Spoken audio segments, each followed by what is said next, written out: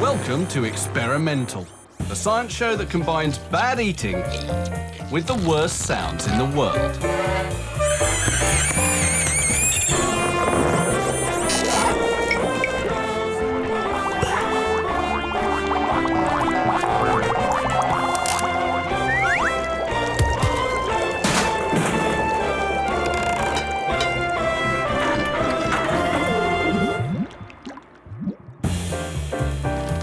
Coming up, this man will dissect a fish to explain why this boy is being sick.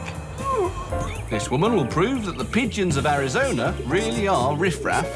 And we'll find this man in the urinals of Singapore. Oh. But first, a story you may not want to hear.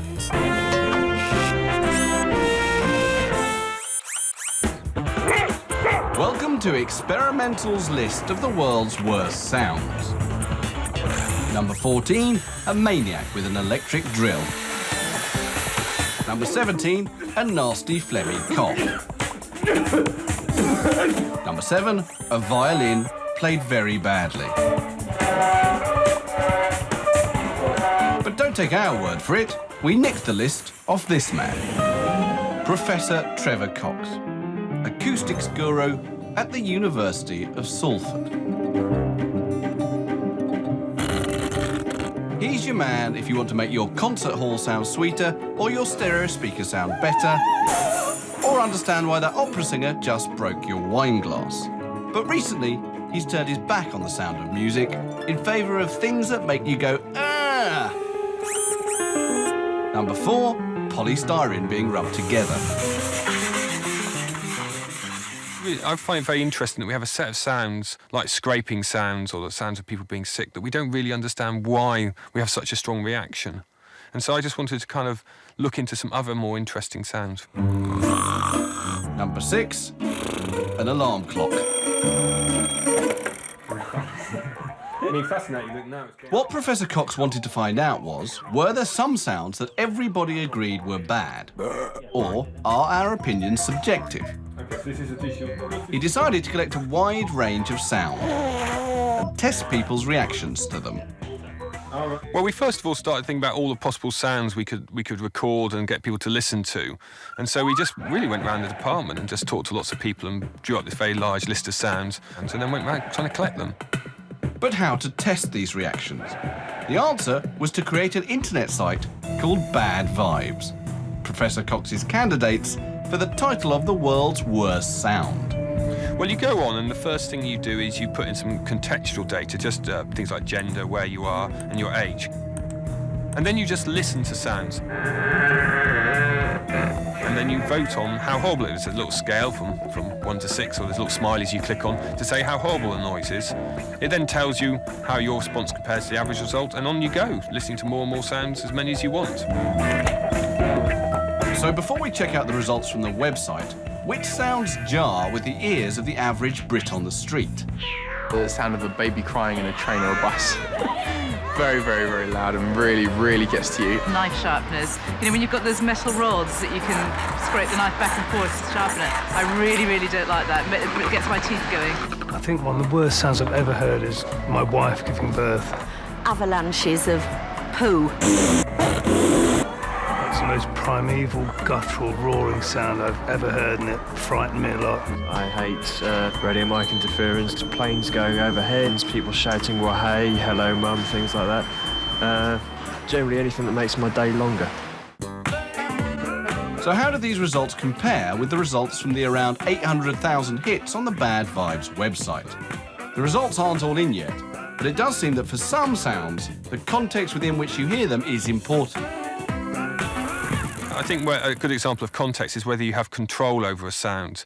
So if you've got your neighbours making a lot of noise next door, they're just about to have a party, then if you've got no control over it, they haven't told you the party is going on to so-and-so time and then ending, or if they haven't invited you, then you're much more likely, I think, to be annoyed by that because you have no control. Perhaps more interesting is that there seems to be a connection between sight and hearing. Some of the most interesting stuff we've been looking at early on is looking at the audio-visual interaction. So what's on the screen and how does that affect how you score? So as the voting's been going, we've been changing what's on the screen. For example, we changed the colours.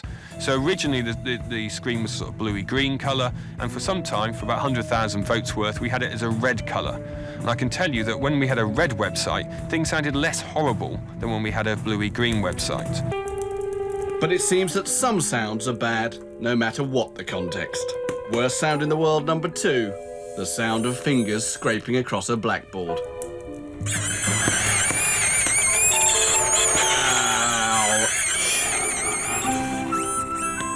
The worst noise is definitely the fingernails down the blackboard because it gets my backbone on edge. It is awful. I think it's fascinating about fingernails down the blackboard, because if you just say fingernails down the blackboard, people start cringing even before, you make a sound or anything. So it's a pretty strong and inbuilt reaction to us. I mean, I've got a colleague who said, well, maybe it's something about we don't like the feeling of dragging our fingers across stuff. I mean, certainly it doesn't feel very nice to do it. But what is the world's worst sound? Well, Professor Cox believes he's well on the way to finding out. So far, the retching sound someone throwing up is the worst. And one of the reasons that's the worst is it's a particularly unpleasant recording. It really is not very nice at all. I wouldn't recommend listening to it. Well, you can't say you weren't warned. The worst sound in the world, the sound of someone being sick. And is it worse when we add pictures? Quick, cue that music. Oh. Don't try this at home. In a moment, we'll eat some fish in the name of science. But first, let's go swimming with the test department. In the test department, our demonstrator, Billy Bunter, is relaxing by the pool and pondering a piece of scientific wisdom handed down to him by his mum. Swimming after a large meal is dangerous. Everyone knows it, but even though Billy's looked through a large amount of medical literature, he cannot find a study that confirms it. At which point, a little light bulb is switched on. Let's do an experiment. Cue a very large meal. Estimated calorific value, 2,300 calories. This is the classic scientific way to prove a theory. The idea of the experiment is as soon as Billy Bunter is full of pastry, fat, and leftover bits of pig, he'll dive in. Either he'll be fine, or his mother will be proved right. You have to wait at least half an hour before you go swimming, Billy. Otherwise you'll get cramp and drown. The theory that eating will cause cramp comes from the idea that the stomach needs an increased blood flow to aid digestion, whilst the muscles need blood to help you swim. As a result, neither can get enough blood to do their jobs, and cramps occur. So let's see if 2,300 calories is enough to stiffen little Billy and send him screaming beneath the waves.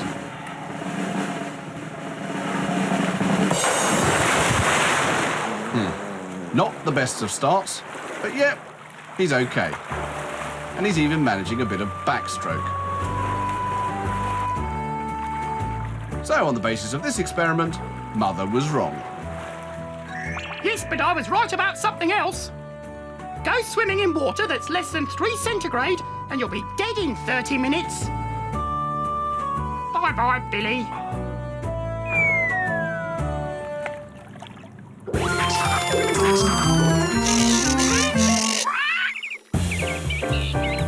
In a moment, the posh birds of Texas and the test department's patented frying pan.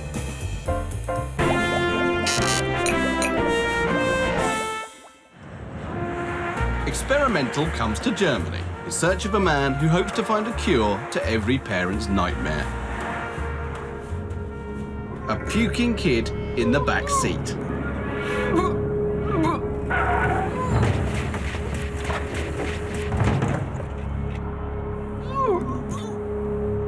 Luckily for his sister, this little kid made it to a convenient tree. But for every lucky escape, there are at least 2 puked-on seats. The man who hopes to keep the cars of the world free of the smell of month-old sick is Dr. Ralph Ankin, a zoologist from the Hohenheim University in Stuttgart, with a passion for gastronomy.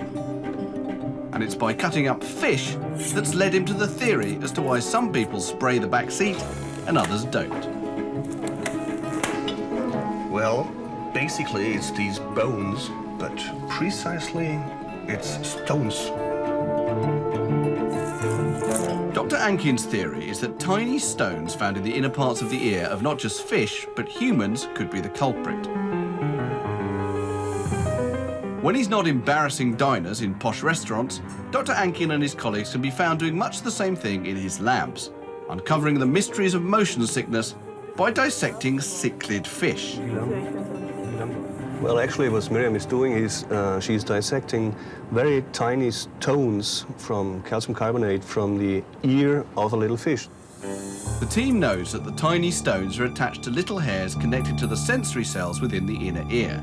Ich versuche eigentlich immer so die Mitte zu kriegen. Okay. When the fish moves, gravity acting on the stones helps the fish sense up and down, even in the dark. The organ of balance is located at both sides, and I wonder if this could be already one of these stones. Is it? It has been. Okay, there was it. This was one of our stones.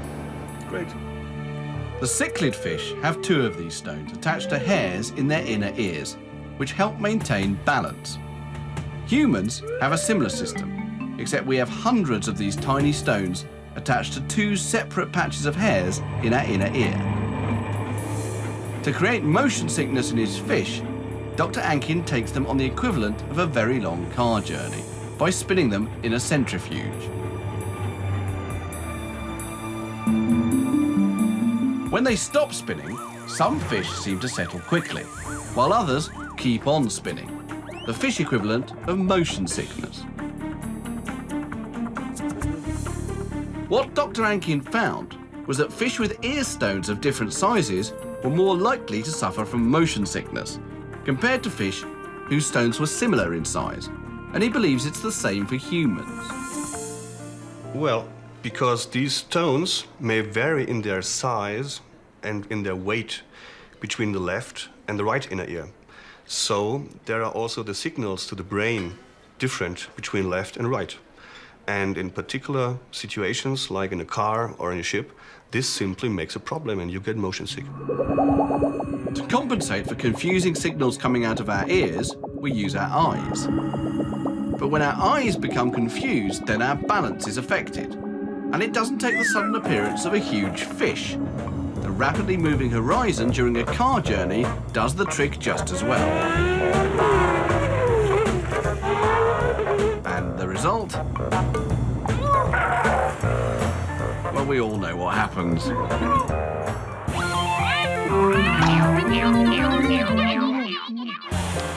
Still to come on Experimental, this man will attempt to power these floodlights with his own urine.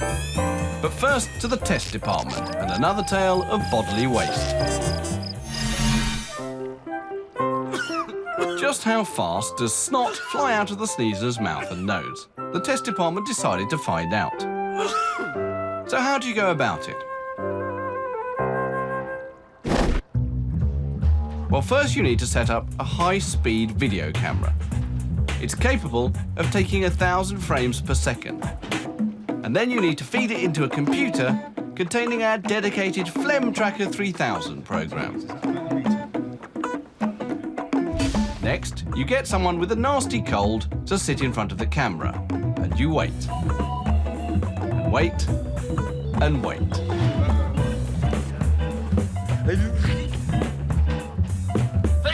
In real time, the sneeze takes only 0.2 of a second. But let's see it through the high-speed camera and our Phlegm Tracker 3000 program. Here's the inward breath, and there goes a large bit, and the tracker is onto it already. And it clocks up an amazing 36 centimetres in 0.2 of a second, which our Phlegm Tracker system computes to a not particularly spectacular 6.47 kilometres an hour for a big greenie. So what's the verdict of the test department then? Have you done a spitting one? I love the way you get the little bits dripping off the end of his beard as well.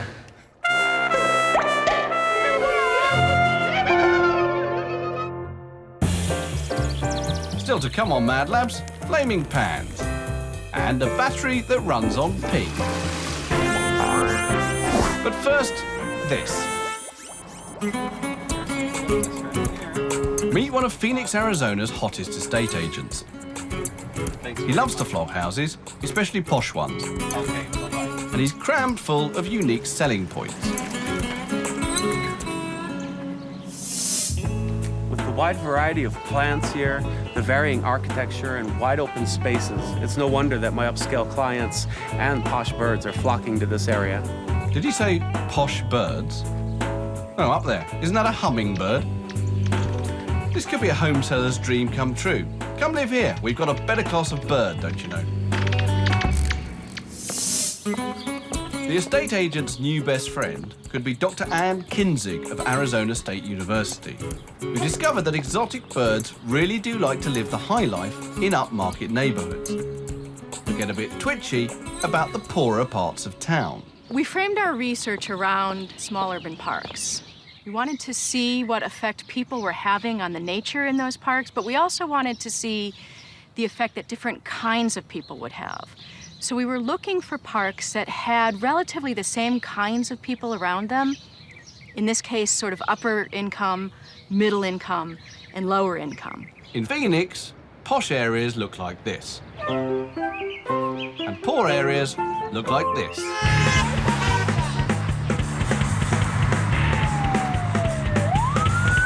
Oh look, a woodpecker. So how do you prove a link between socio-economic groups and bird diversity? The scientists decided to concentrate on parks in those two different socio-economic areas. And it wasn't just the birds that they were looking at. We looked at several different things. The first was just the vegetation in the parks.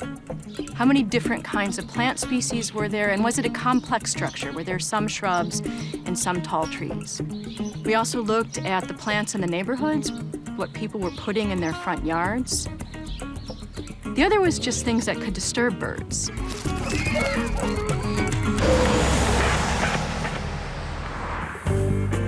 Anne and her bird watchers visited the same sites for 15 minutes every few months for a year, ticking little boxes as they spotted their feathered friends.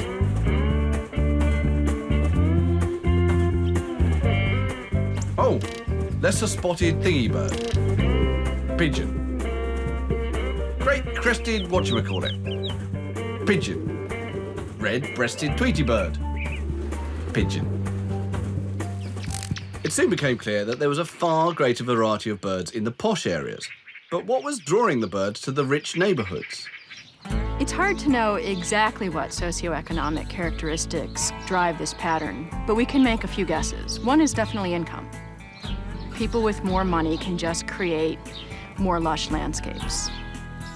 The other is that these neighborhoods are much more likely to be close either to the urban edge, so close to the desert, or to large desert parks within the city. A third factor is possibly just trash. There's more fast food restaurants near these lower income neighborhoods, and that can attract species like the pigeon that can crowd out other species. Anne's research could help bring the bird life of Phoenix to all its neighbourhoods, rich or poor. That's assuming, of course, the birds aren't too posh after all. Keep an eye open, will you? I'm popping down on the lawn. Yeah, don't worry. First sign of a cat, and I'll chirp really loudly. No, never mind the cat. Just watch out for them filthy pigeons. Don't try this at home. In a moment, it's the electric urine of Singapore. But first, let's go camping. It's another beautiful day outside the test department. The problem is that our demonstrator is beginning to feel a bit peckish. And with only eggs and physics notes to hand, it looks like she'll be going hungry. Or will she? You see, our demonstrator is a bit of a dab hand at the old origami, and she can knock up a pretty foolproof cooking utensil at the drop of a hat. Foolproof until you apply the heat. Not to let a little thing like combustion come between her and a good feed, Let's see what happens when she puts the eggs in the paper frying pan first.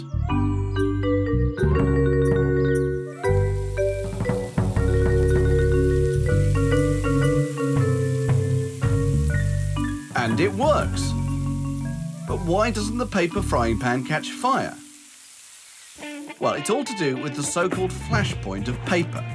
Paper cannot catch fire if its temperature is lower than 230 degrees Celsius. The egg, which cooks at less than 100 degrees Celsius, is cool enough to keep the paper pan below its flash point. And the result is a perfectly cooked egg, which sadly tastes of physics notes. Great science, bad cooking.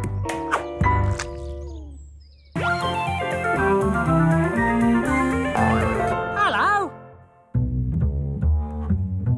This is Dr. Lee of KB Laboratories in Singapore, and he's on a recycling mission with a difference. That's right, he's after that golden shower known as urine.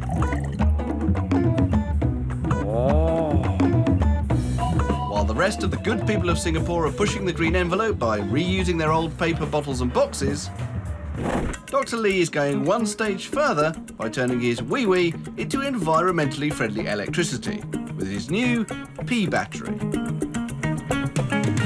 Knocked together from odds and ends and assembled with a laminator from the stationery cupboard, his prototype takes green issues right into the yellow spectrum.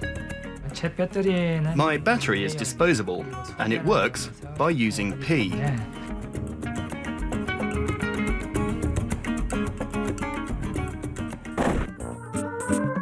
Like an ordinary battery, Dr. Lee's battery is basically a bath of iron-rich liquid, in this case, urine, in which two differing metals are placed. One of these is called the negative terminal, and the other the positive terminal. When these two terminals are joined by a wire, negatively charged ions in the urine lose their electrons, which flow towards the positive terminal. And the result is electricity. In Dr. Lee's battery, the two plates are separated by a thin piece of absorbent material. All you have to do to power it up is to stick in a drop of iron-rich urine. And a few seconds later, 2 milliwatts of electricity begin to flow, enough to power this little gizmo for around 90 minutes. Mildly impressive, but not exactly useful. So we wanted to know if his yellow energy could power a football stadium for a full game. Here in this stadium, there are 4 large floodlights, which require 40 kilowatts. My battery can produce 2 milliwatts, so for all this light, we'd need 80 million of my batteries. 80 million batteries. Wow. 80 million batteries. That's a bladder load from about 80,000 people, or about 4 times the capacity of this stadium. So perhaps football is not the best use for Dr. Lee's battery. To be fair, it was never his idea. His hope is that his P battery will be able to power a small credit card-sized computer that can check the urine itself for diseases. A kind of P-powered pathology lab.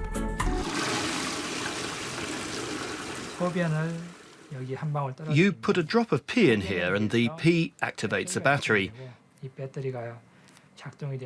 And the electricity generated by the battery enables the biosensor to detect the disease in the urine. And it could be used to detect diseases such as diabetes, malaria, and possibly even HIV.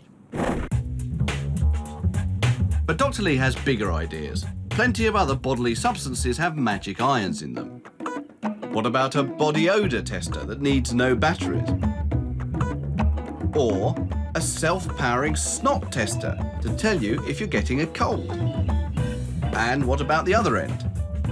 There are plenty of nasties that need to be tested down there.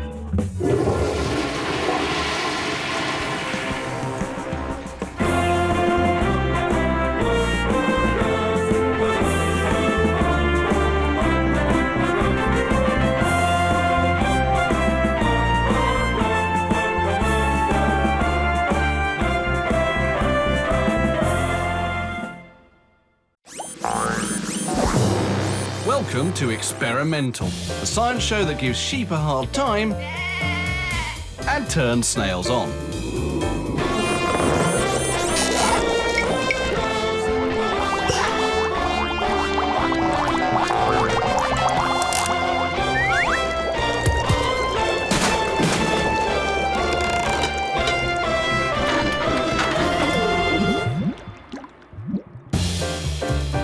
Coming up, will this man drown in welly boots?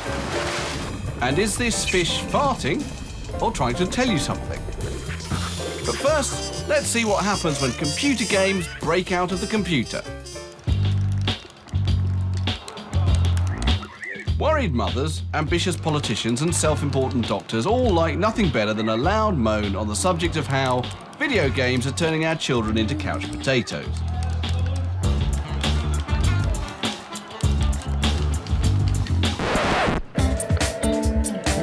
So we're pleased to have located a scientist, Dr. Chuk of the Nanyang Technological University in Singapore, who has managed to take the video game off the couch and onto the streets. Literally. Welcome to the world's first augmented reality video game.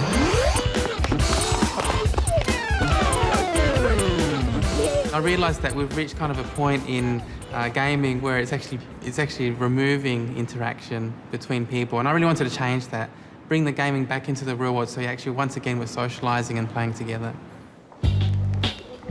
To achieve this feat, Dr. Chuk first turned to augmented reality, something that he had already been working on.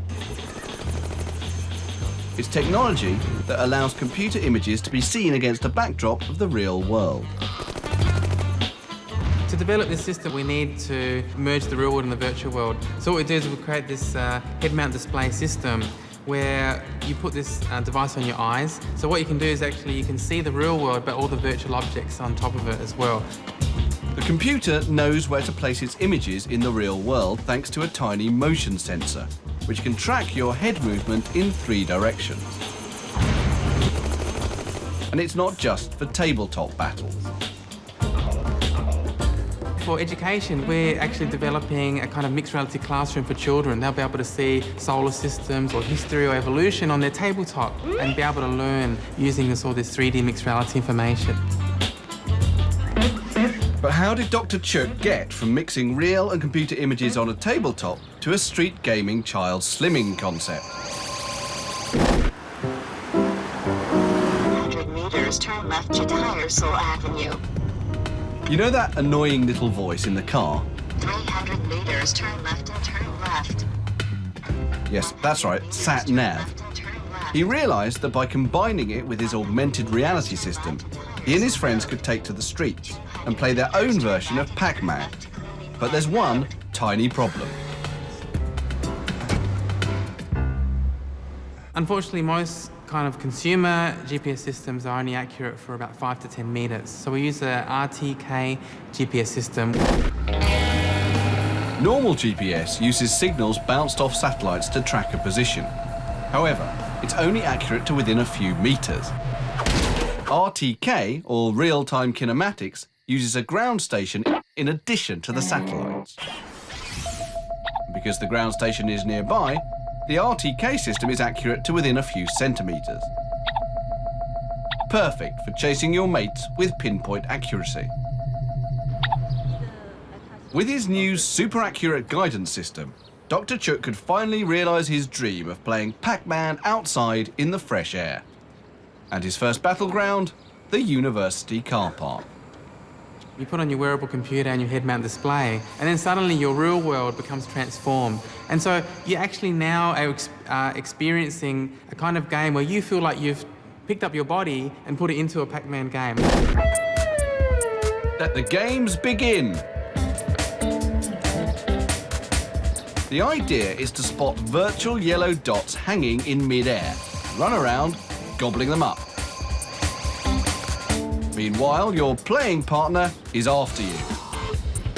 When she looks through her goggles, she sees you as a big yellow blob, and her job is to ignore the dots, track you down, and eat you up. After that, it's game over. just a prototype at the moment, but in the future, games like these may be just the thing to get lazy kids off the sofa and playing in the middle of the road again, just like the old days. Although judging by the games they play now, Dr. Chook had better make sure his equipment doesn't break easily.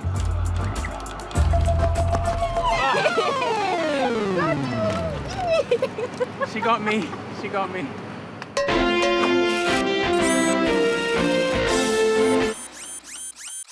In a moment, we'll be dragging sheep and feeding snails Prozac. But first, let's have a drink in the test department. The test department would like to show you how to open a bottle of wine with a large tree. First, ask the owner of the tree if it's okay to nail some padding to it. If not, use tape to secure the padding. Padding will stop the bottle smashing and protect the tree. Then, wearing gloves and eye protection just in case, start to bang the bottom of the bottle against the tree.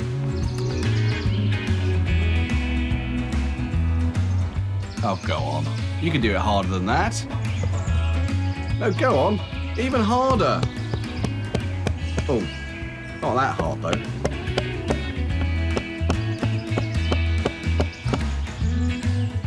What happens is that the shock of the wine bottle hitting the tree is transferred through the wine itself and then hits the bottom of the cork.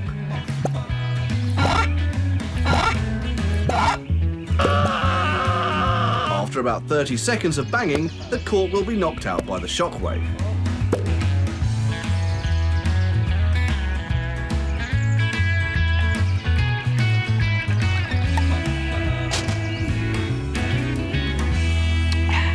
Very practical.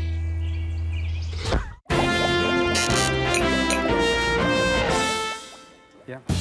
Coming up on Experimental, why some fish fart and why some toads are more slippery than others. But before we answer that great question, let's go and wrestle with some hairy beasties. Outback Australia, land of more than 100 million sheep, and every one of them in need of an annual haircut. If it's bad for the sheep, how much worse for the shearers? Giving more than 200 short back and sides a day makes the shearer's job one of the toughest in the world. As occupational safety engineer, John Culvener explains. Shearing is a rag bag of occupational hazards. Sheep shearers experience a rate of injuries many times that of the average worker in Australia. Sheep are heavy, greasy and alive, and every one of them has to be picked up onto its back and dragged out of the pen to the shearing station. Apparently, what you're dragging them across can make all the difference. Shearer Bob Kirkpatrick sheared his first sheep at the age of 11. When you start dragging them out, you've got hold of their front legs, one hand on each front leg, and you're dragging the sheep with its full weight across the battens. The saying was that Australia was riding on the sheep's back, but I think all along they were riding on the shearers' backs as well. So Culvener and his team dedicated themselves to discovering ways to save the shearer's back by making life a little easier. They set out to scientifically measure the best surface to drag a sheep on, and Experimental decided to do the same.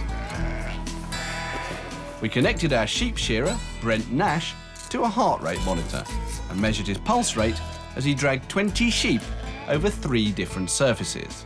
First, a flat floor made of wooden battens. Batten direction is of course vital. In Bob's day, they ran crossways. Now with the batten going crossward, if the sheep's kicking at all, you can get a grip on these boards and throw you back this way. Whereas, if the battens are running this way in the catching pen, there's nothing at all for the sheep to catch its back feet on. Fascinating. And the heart rate for the traditional wooden floor was? 161. Not bad. Next, the mesh floor. As far as dragging sheep on a mesh floor goes, it's a lot harder, and I suspect the explanation is that the sheep can have a lot of grip. There's a lot of resistance there as you're dragging out the walls. catching on the mesh, so I'd say it's not a very good option for a catching pen floor.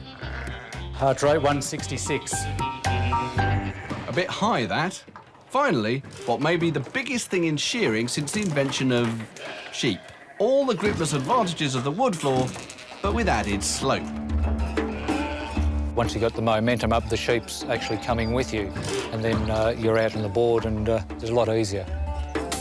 And that's not the only reason sheep handlers like a sloping floor. Apparently, there's nothing they like to see more than a load of sheep's bottom. The natural defence of a sheep seems to be to walk uphill. So if the catching pen has a slope away from the door, then the sheep tend to look the other way. So, surprising a sheep from behind makes them easier to catch. And heart rate for the sloping wooden floor was 158. Victory for the sloping floor. New hope for shearers everywhere and a major breakthrough for Australian science. Proof that gravity works, even down under. And finally, for anyone hoping to repeat this experiment at home, here's a last word of advice from Bob. If you hold a sheep properly, or quietly or tenderly like I'm holding this one, it's all right. But you hold them a bit rough, they're like a Sheila, they'll never forgive you.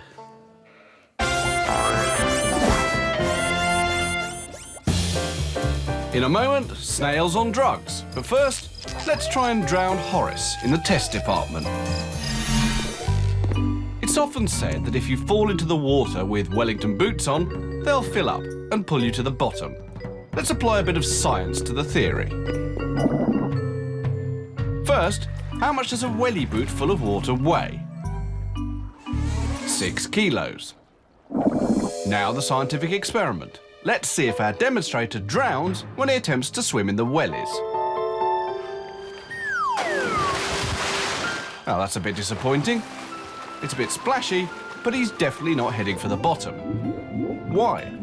Well, partly because the boot is largely full of foot, not water, but there's another reason the prophets of doom have forgotten. Let's weigh those boots again. Only 500 grams. Why? Because water in water weighs, well, pretty much the same as the water that's around it. Don't try this at home. Ah! Still to come on Experimental, Dr. Fong will turn on his snails, whilst the test department will measure the friction coefficient of the African fire-bellied toad.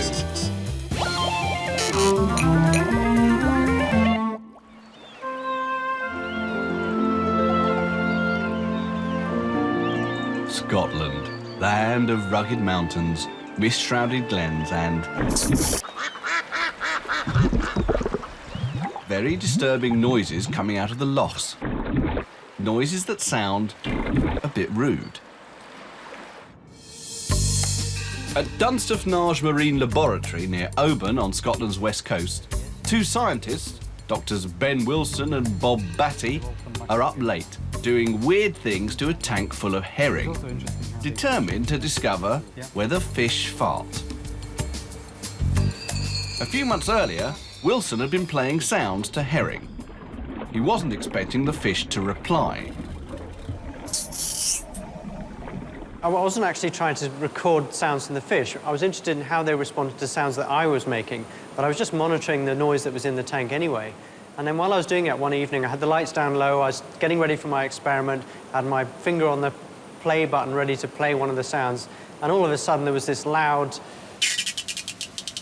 well, farting sound.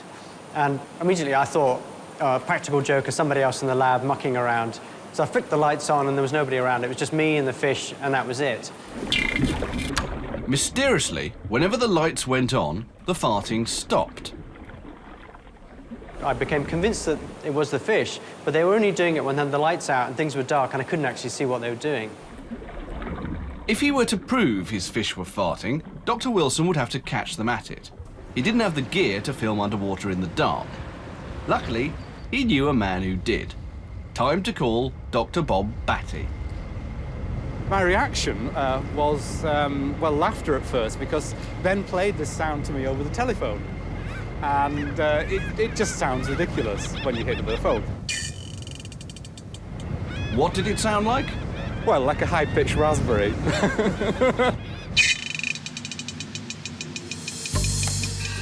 So Wilson and Batty set up their infrared lights and underwater cameras and kept watch over the herring, deep into the wee hours. That's working out all right. And after hours in the dark, patiently monitoring their wind instruments, Wilson and Batty sent victory. It was a really exciting moment. Finally, there it was. We actually had on the video the fish, bubbles coming out of its anal pore, and we had the sound as well. We realised that that's exactly what's happening. It was quite an exciting moment. Success at last. They'd finally caught the herring farting. But being scientists, they needed a more formal term for the phenomenon. I thought, we can't really call it a fart sound. It sounds like a fast, repetitive tick, and the acronym for that is FRT, so we thought that would stick.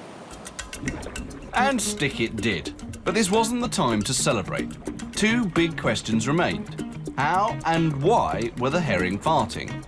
Perhaps clues lay in how the herrings spend their day. Wilson and Batty turned their attention to the swim bladder, the herring's buoyancy control organ. During the day, herrings school at depth, but at night they migrate up to the water's surface and gulp in air to refill their swim bladders.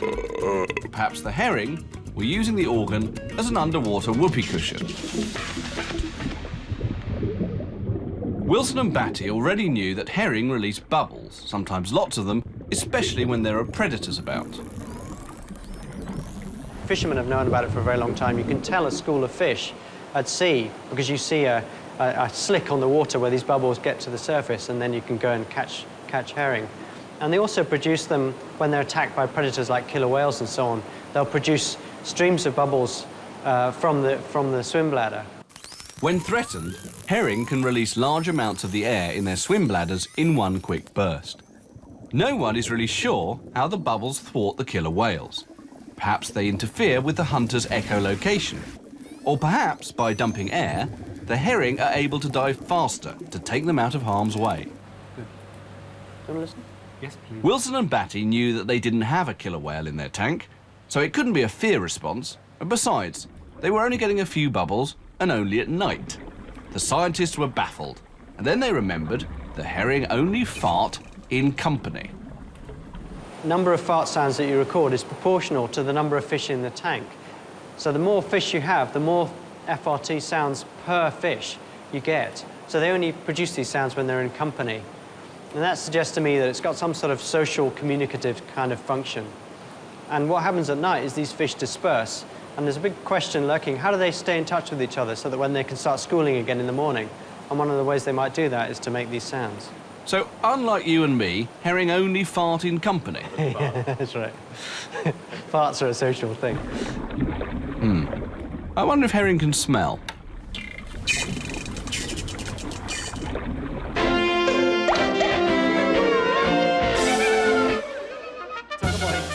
Still to come on Experimental, something for the gamblers amongst you.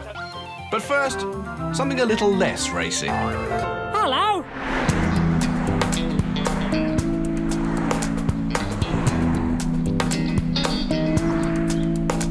Welcome to Gettysburg, Pennsylvania, the home of biologist Dr. Peter Fong and 500 of his favourite subjects, water snails. Snails he loves to give erections by dosing them with mind-altering drugs. But why? Scientists often do have crazy minds, but actually there is some real science behind this, and that is that these snails are hosts for an important human parasite.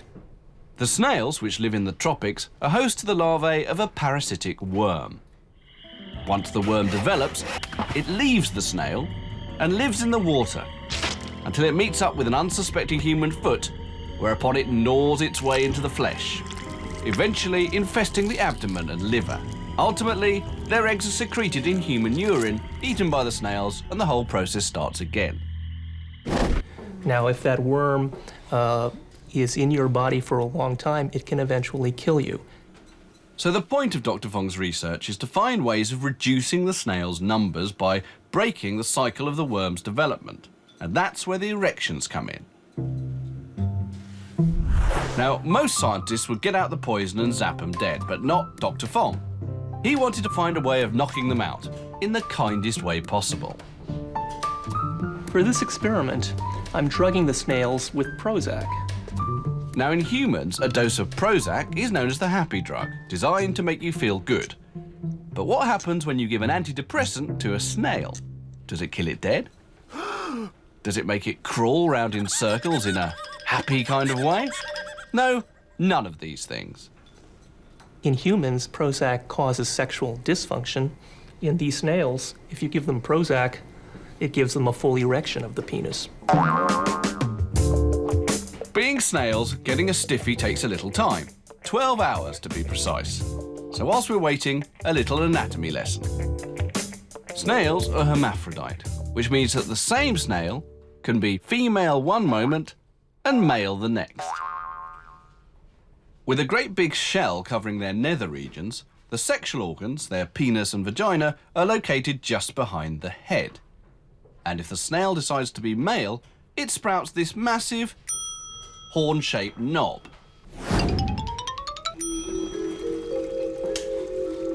And sure enough, 12 hours after the squirt of Prozac, all Dr. Fong snails are in their male mode.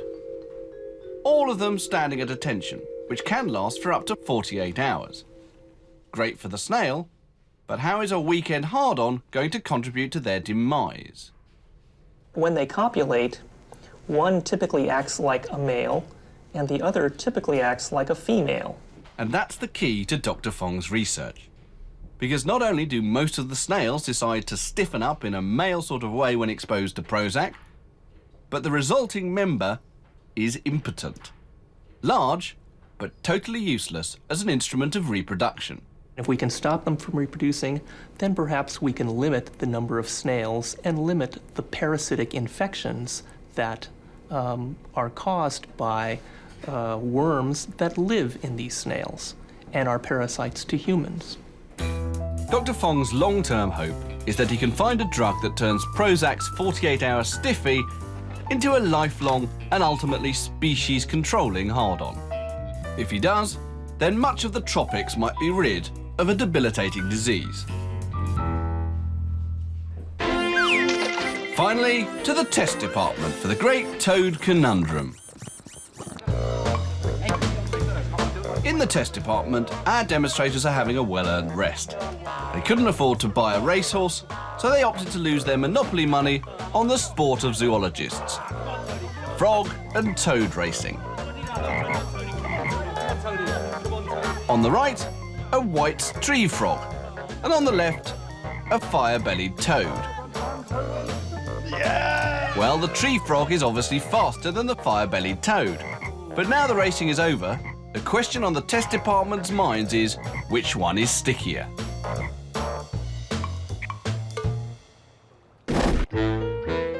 As this is real science we're doing here, there are no bets on the outcome.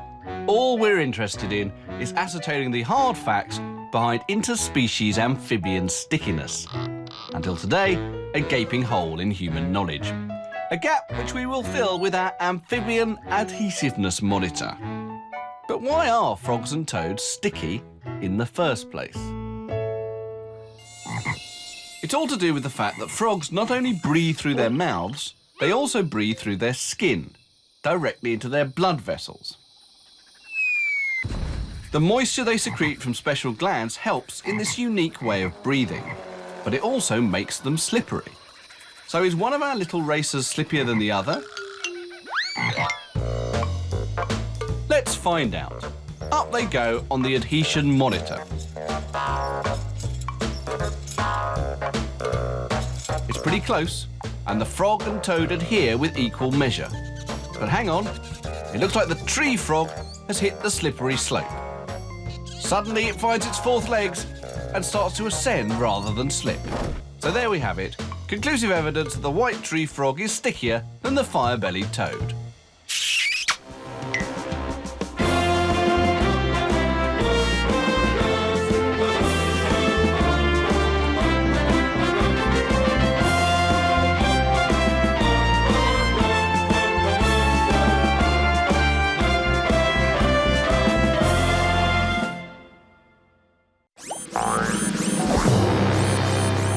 Welcome to an explosive edition of Experimental, in which we snack with the Japanese and dunk with the Australians.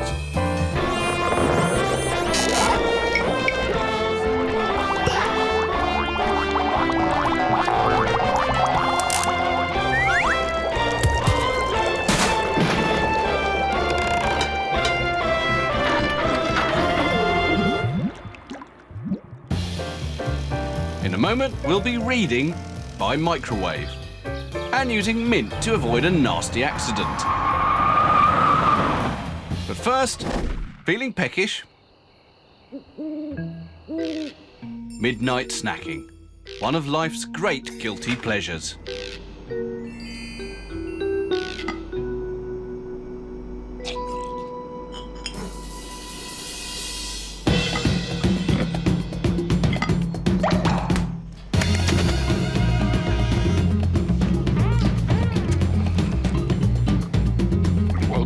Sushi rolls, cold noodles and cream cakes. There's nothing better for holding off those troublesome nighttime hunger pangs. But like most guilty pleasures, there's a payoff. And amazingly, the amount of weight we put on here may have as much to do with when we eat as what we eat. Studies have shown that when workers move to night shifts, they put on weight, even though they don't change the sort of food they eat. It's also been shown that the later at night we eat, the more likely it is that our bodies will convert the food to fat. So what's going on? Well, Dr. Shimba from Nihon University thinks he may have found the answer, with a little help from his furry friends and their little fat bellies. At the moment, not only in Japan but throughout the rest of the world, there's a bit of a problem with lifestyle diseases such as diabetes and arteriosclerosis, which are caused by obesity. I wanted to know more about obesity, and that's why I started my research. Dr. Shimba was interested in a protein called BMAL1 that's thought to control our body's biological clock. It's found in high concentrations in our tissues when we're asleep, but starts to disappear as soon as we wake up. BMAL1 had already been shown to be involved with things like body temperature and hormone levels. But Dr. Shimba wanted to know if it played a role in turning sushi rolls into tummy rolls. He took cell cultures of fat-producing tissue that had been genetically engineered so that it couldn't produce BMAL1. Amazingly, without this body clock protein, they were unable to produce any fat at all. At the time, it was already known that BMAL1 adjusts the body's biological clock, so I thought that eating at night might be linked to getting fat. We wanted Dr. Shimba to put his money where his mouth is and prove that the biological clock affects fat production. Thankfully, he had a ready-made experiment up his sleeve. Taking identical sets of mice, he fed one group during the night when their BMAL1 levels are at their highest, and the other group during the middle of the day, when their BMAL1 levels are lowest. But after just 3 days on this regime, would we see any difference between the mice? Well, the first set, fed during the day, weighed in at 35 grams. A perfectly slim, trim, healthy weight for a growing squeaker. And now for the mice fed at night. They were given exactly the same amount of food, but would their sleepy time snacking have an effect on their furry waistline? Yes, 40 grams, a 15% weight increase in just 3 days by simply changing their meal times. So mice get fat if they eat when their biological clock thinks they should be asleep. And it makes a lot of sense. When they're active, the mice need to make energy from food immediately available to power their little legs and twitchy noses. But when they should be asleep, the presence of BMAL1 switches their fat cells into overdrive, and the food energy is stored away as fat for later emergency use. The really interesting thing about protein BMAL1 is that we have it too. And its levels are 20% higher in the middle of the night, when we should be asleep, than in the middle of the day. So does this mean that the fat-inducing power of midnight snacking is finally solved? As for human beings, the experiments have only just started. In the future, I would like to do further research. I would like to study BMAL1 in obese people and people who have a strong tendency to eat at night.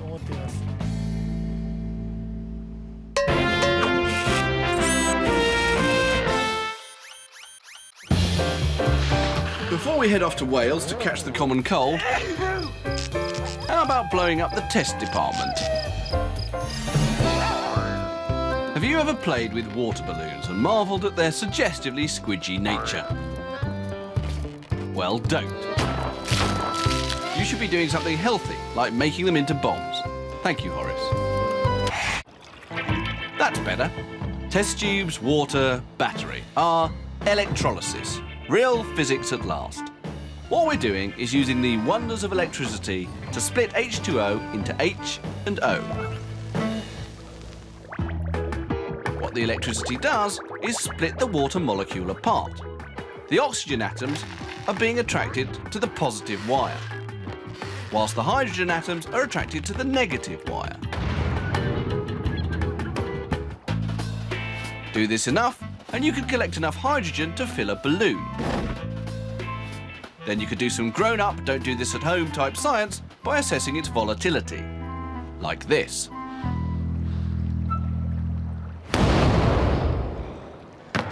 Do not try this at home. It's completely irresponsible and very dangerous.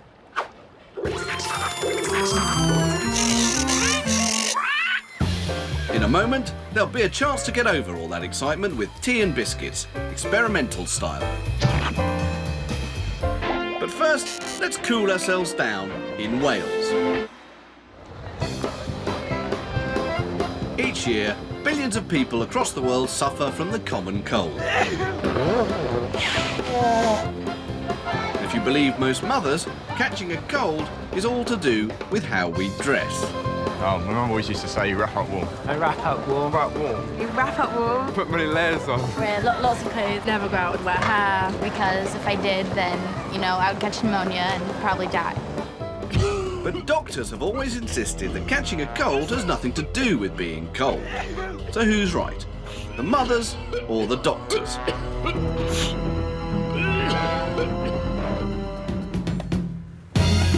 Well, a recent study at Cardiff University has revealed that mother may have been right after all. It was carried out at the Centre for the Common Cold, and the man in charge was Professor Ron Eccles. A couple of thousand years ago, everyone believed that cold weather was the cause of common cold. I think at the beginning of the 20th century, up until 1950 or so, we got the discovery of viruses. That was the solution for science. Everything to do with common cold was associated with viruses. Buoyed by the discovery of viruses, scientists in the 1950s and 60s carried out two seminal studies, which concluded that catching a cold was everything to do with viruses, and nothing to do with chilling flesh. The results have stood for over 50 years, and still appear in modern textbooks, but Ron wasn't sure they were right. There was only perhaps half a dozen or a dozen people in each group. These are far too small numbers for any proper statistical comparison. Ron designed a new experiment that was bigger, better, and more natural. He increased the number of subjects to over 180.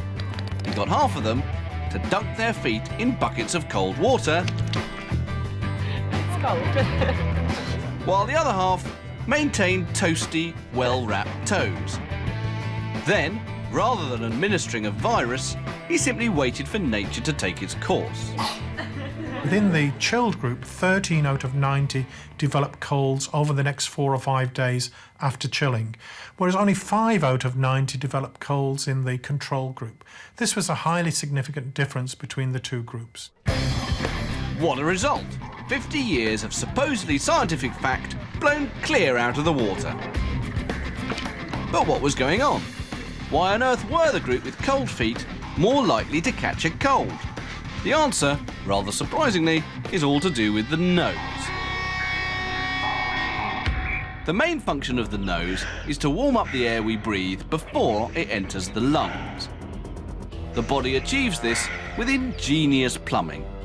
It diverts hot blood to the lining of the nose, which acts like a radiator, heating up the cold air on the way in. But in really cold weather, the body switches to survival mode and diverts the blood away from the nose to the centre of the body to prevent heat loss. And that's great news for the common cold virus.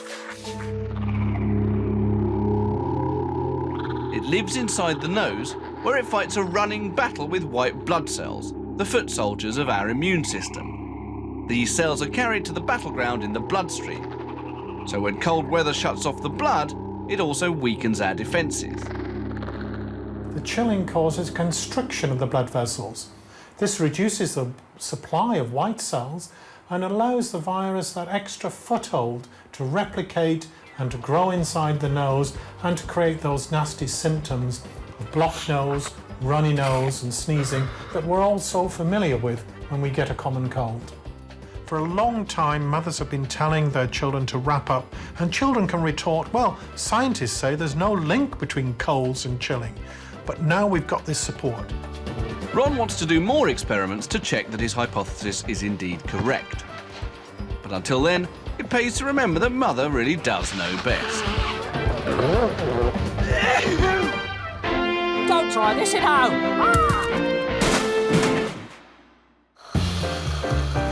Before we head down under to grind up some biscuits, let's head to the test department for some thirst-quenching advice. The humble bottle has a habit of making even mild-mannered people, like our test department demonstrators, into seething angry wrecks. But if you're in a rush for a refreshing beverage, don't let bottle rage get you down. Here's the test department's top tip for emptying a bottle in the fastest time. Welcome to the Test Department Wine Tasting Club.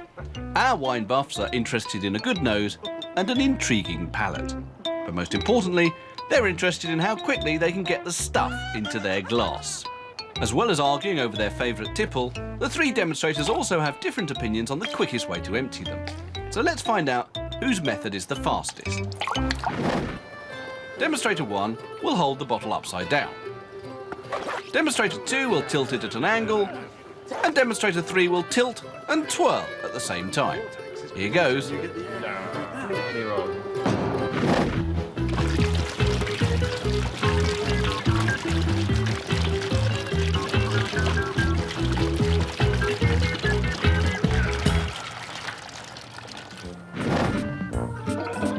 What's important in getting liquid out of a bottle is how fast you can replace it with air.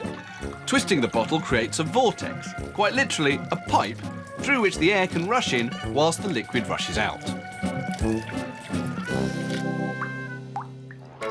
So next time you want some wine in a hurry, give it a twirl.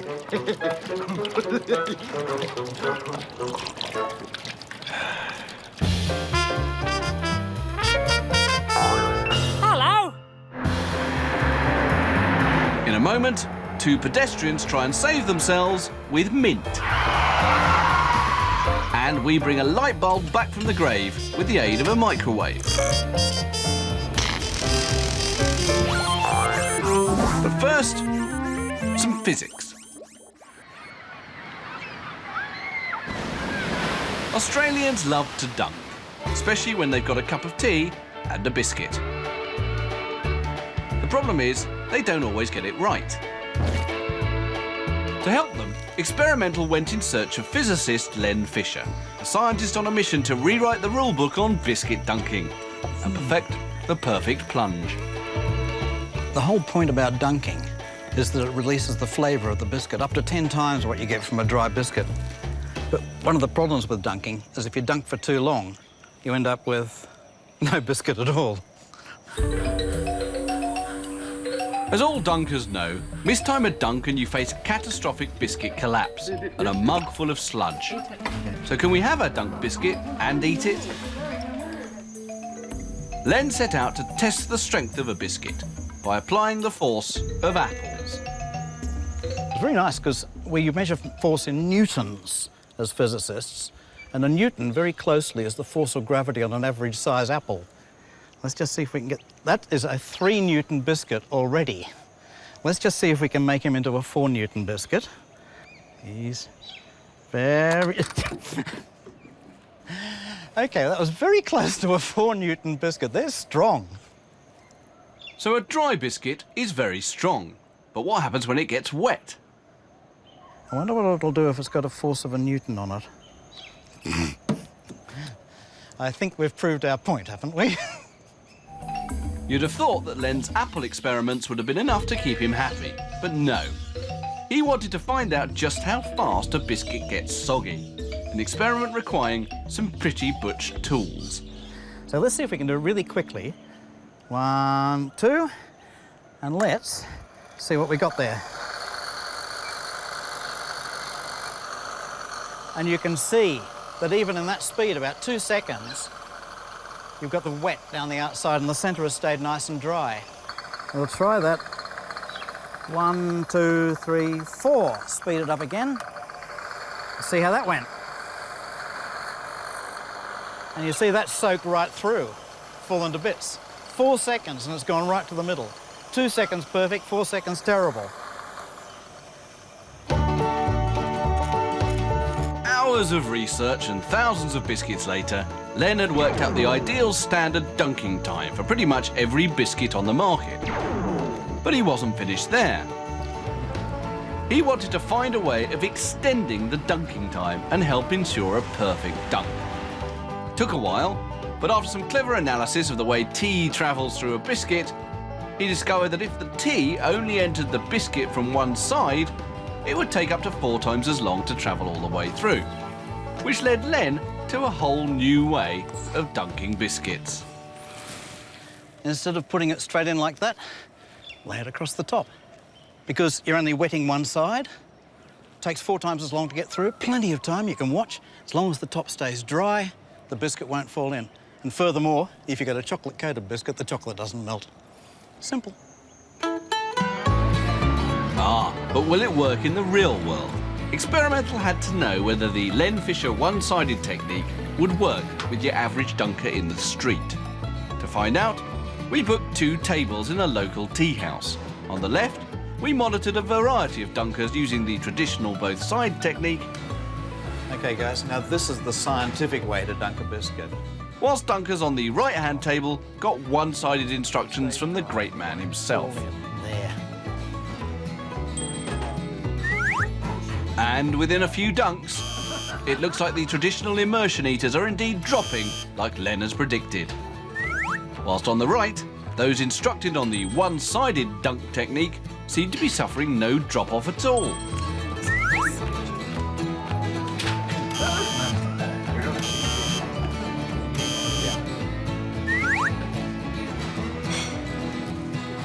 After a couple of hours of non-stop dunking using a random selection of Antipodean wetters, the results are obvious.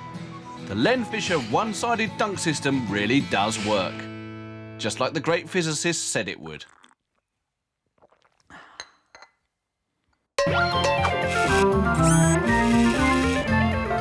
Still to come on Experimental, how to drive with your nose. But first, to the test department. Over at the test department, it's evening, and our demonstrator is relaxing with a glass of adult fruit juice and some light-hearted reading material. Wouldn't you know it, just as he settled down, the light bulb blows, leaving our unfortunate demonstrator in the dark. But at the test department, we have a saying: waste not, want not. You see, even a seriously dead light bulb can be resurrected using a microwave oven. Just stick it in and hit the on button, and bingo! Your once dead light bulb is glowing brighter than ever before. But how is this possible? Well, before its demise, our light bulb worked when electricity flowed through a thin wire called a filament, which heated up and emitted light. It came to the end of its first life when the filament broke. and the electricity stopped flowing. In the microwave, the filament is heated not by electricity flowing through it, but by microwaves. So the fact that the filament is broken makes no difference. There's one thing our demonstrator has forgotten though. Microwaves heat up the element so much that eventually the whole bulb explodes. So it looks like an early bed after all. I should think so. What you just saw was incredibly dangerous. You must not, repeat, not try this at home. Oh.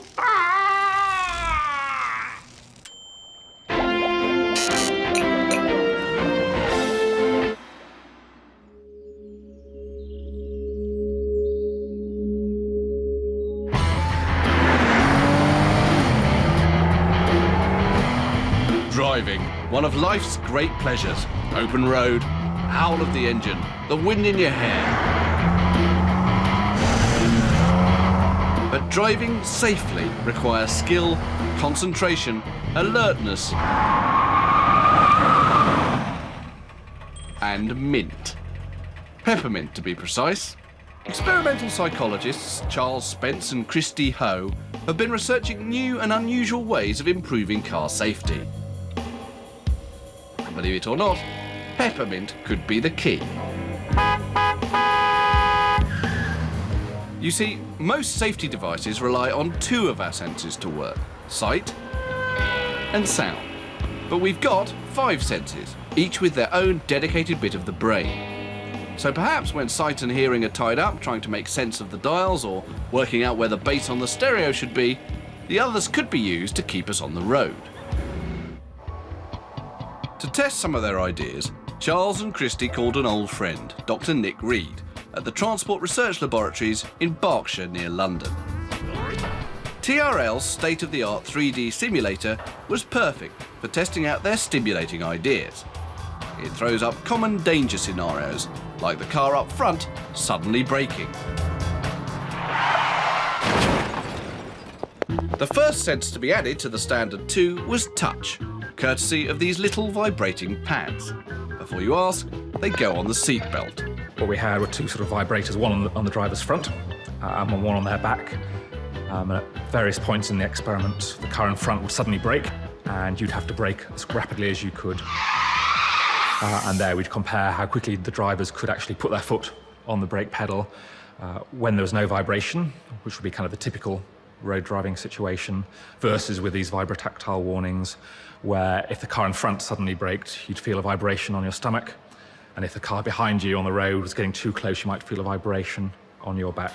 The tactile warning signals given by the pads improve drivers' reaction times by as much as 0.4 of a second, enough to reduce collisions by up to 50%.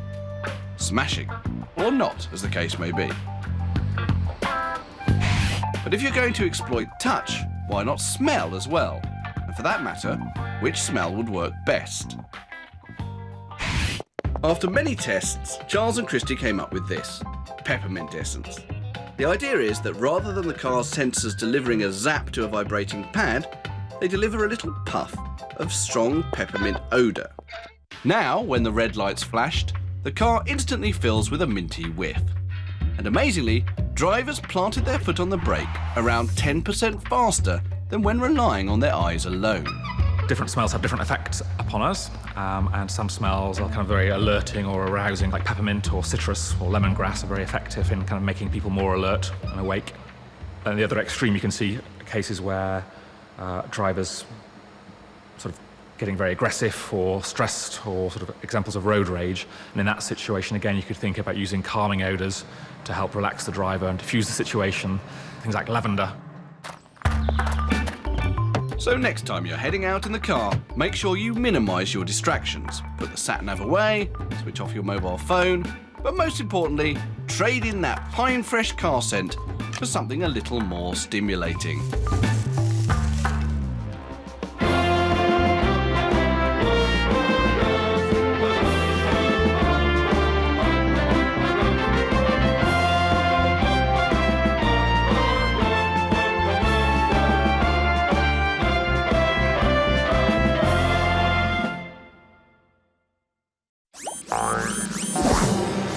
Welcome to Experimental, the science show that explains why dogs watch TV, women pee in the snow, and how going to bed in rubber just might make you slim.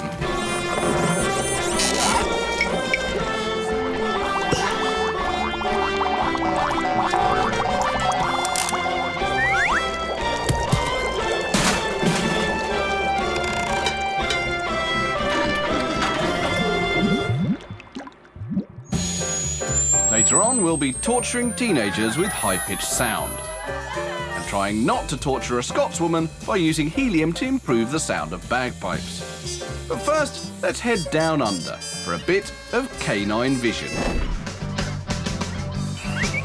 Australia, where veterinary scientist Paul McGreevy at the University of Sydney and his dog Wally have discovered something amazing. If you want to know what a dog sees, look at the length of his nose. Until now, many scientists believed that all dogs had the same eyes and saw the world the same way.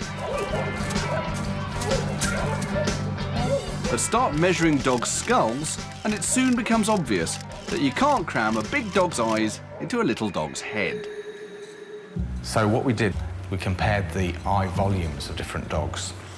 And for instance, here's an eye from a Maltese, which is a toy breed. And here's an eye from a Rottweiler. You can see that there's a fairly appreciable difference in volume between the Rottweiler and the Maltese. Having shown that dogs' eyes differed in size, McGreevy started looking for other differences inside the eyes. What he found could help to explain why different breeds behave in different ways. In the back of the eye are light-sensitive layers of vision cells called the retina.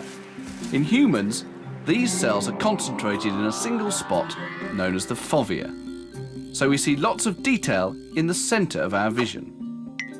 It was assumed that all dogs have what's known as a visual streak, a line of vision cells running across the eye.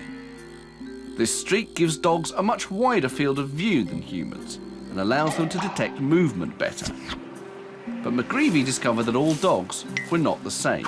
What really surprised us was that some dogs didn't even have a visual streak. Instead, they had a concentration of cells in the centre of their eyes called an area centralis. So some dogs had an area centralis similar to a human fovea. But when McGreevy compared the data from his microscope work with his measurement of skull size, he noticed something even more amazing. When we cross-checked the information about the visual streaks with the information about the skull shapes, we were really surprised because all of the dogs that had no visual streak had really short noses. In contrast, the dogs with long noses had beautiful long visual streaks.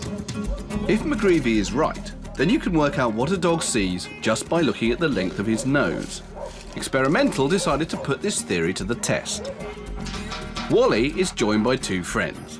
Cinnamon, a pug, has a very short nose. Sebastian is a Saluki and has an extremely long nose. Wally's snout lies somewhere in the middle. Test 1. How will each dog fare in our trial of peripheral vision? While the owners encourage their dogs to look straight ahead, our assistant will sneak up behind them and drop a marker when she's noticed. Huh?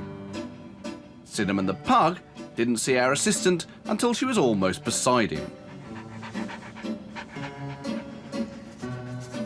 No chance of sneaking up on a Saluki, though. And Wally spotted her early as well. So short-nosed dogs, bad peripheral vision. Long-nosed dogs, good peripheral vision. Test 2. We borrowed a dog track to see which of our four-legged friends will respond to a fast-moving object. No surprise there, Salukis were bred by the ancient Egyptians to hunt gazelle. Wally is no slouch either, but I don't think he's going to catch that hare.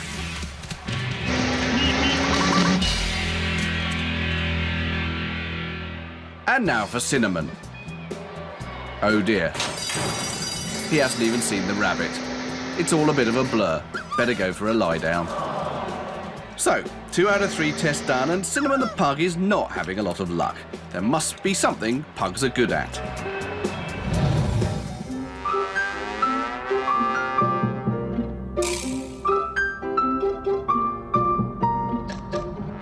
at last, Cinnamon is triumphant. Sebastian doesn't show any interest in the TV at all. And as for Wally, well, it probably wasn't his favourite channel.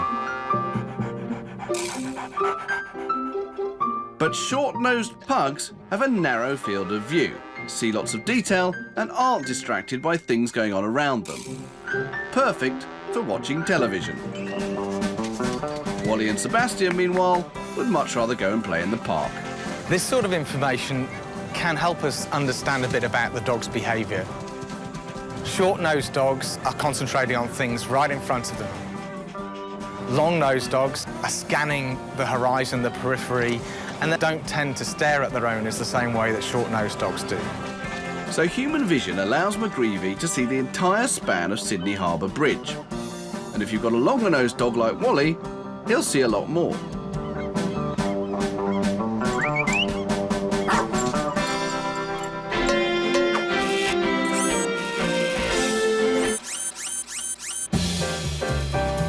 Before we offer the fatties amongst you the ultimate calorie-uncontrolled diet, let's get all Highland at the test department.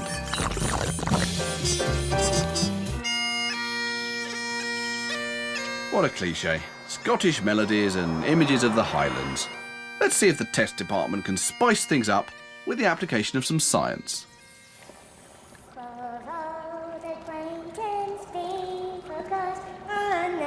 That's right. We've crossed Old Lang Syne with a balloon full of helium. But why does Mary's voice sound like Donald Duck kicked in the groin? It's all to do with the speed of sound.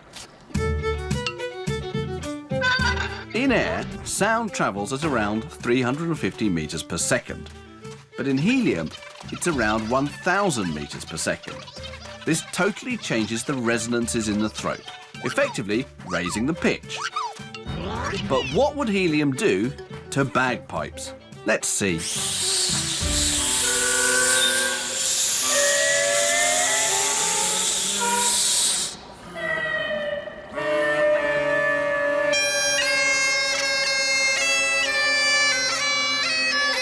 Not a great improvement there, then. And it's not just the noise that's bad. Breathing helium can kill you. So don't do it at home.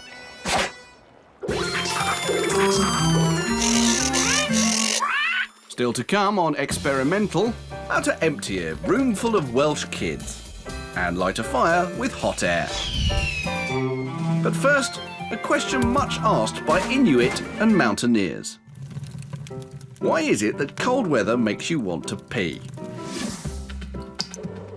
Let's leave the sauna and find out. As you get cold, the blood flows from the surface and into the centre of your body. As a result, the kidneys receive more blood and become more active. But that's not all. Cold weather reduces the amount of sweating. And that could mean even more liquid needing to find a way out each hour. And ultimately, it will find a way out.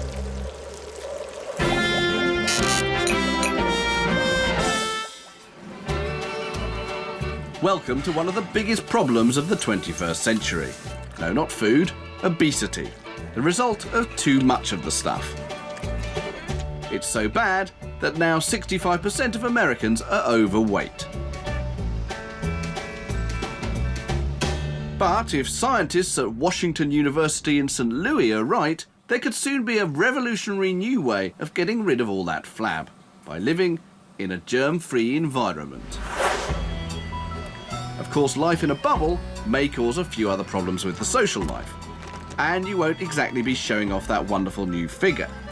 But there may be one really big advantage to this new diet. You see, the boffins of Washington University believe that living in germ-free bubbles like these mice might allow you to eat more while still losing weight. And that's what Dr. Jeffrey Gordon and his colleagues are trying to prove. We wanted to determine whether the bacteria that live in our guts that influences our predisposition to leanness or obesity. Germs are a nasty name for bacteria, most of which are quite friendly. Hi, So friendly that the average human will have around 100 trillion individual bacteria living quite happily in their gut, the whole lot weighing in at around 1.5 kilos.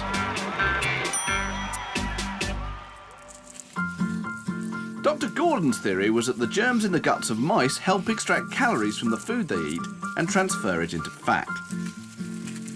And to prove it, he needed to work with a strain of germ-free mice with no bacteria in their gut at all. For the squeamish, now is the time to make that cup of tea. When in the womb, embryos are totally germ-free. To keep them that way, scientists had to perform caesarean sections on their mothers, delivering them into sterile bubbles and then feeding them by hand with germ-free milk. Eventually, they had a colony of totally germ-free mice. But did his slimming theory work? What we found was pretty amazing. The germ-free mice ate more food, but were leaner than their conventionally raised counterparts. They proved this by feeding two groups of mice with the same food. As well as his sterile mice in their germ-free environment, Dr. Gordon raised a second group, with their guts full of germs in similar sealed balloons. Both lived the life of couch potatoes, doing little more than eat and eat and eat. After a few weeks, the germ-free mice were still slim and trim, but those with a gut full of bacteria were distinctly plump. As a final check on those results, Dr. Gordon's team took some of those germ-free mice out into the big bad world and infected them with some of the bacteria found in the guts of their fat friends. We found that if you add a microbial community to those germ-free mice, they rapidly and very dramatically gain fat, even though they're eating less. Although it's mice, not men, we're talking about, our guts and the bacteria in them are roughly the same. So, if the bacteria in our guts is helping to make us fat, then switching to a germ-free life while still eating a high-calorie diet might just be the next big thing. Or perhaps not. Living in a bubble might take too much of the fun out of life to be worth it.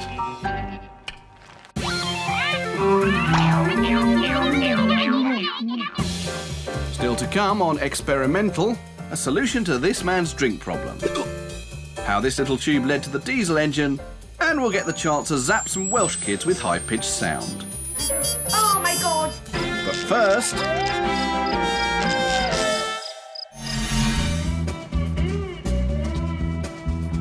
At the test department, Horace is trying to look cool by the pool, but there's something on his mind. The length of his snorkel. Would he be even cooler if he could make it longer? The principle behind the snorkel is devilishly simple. It's a tube that allows you to breathe with your face underwater. Dive any deeper and you'll normally use scuba gear. But why couldn't you use a longer tube? Impressive snorkel. Now let's try it.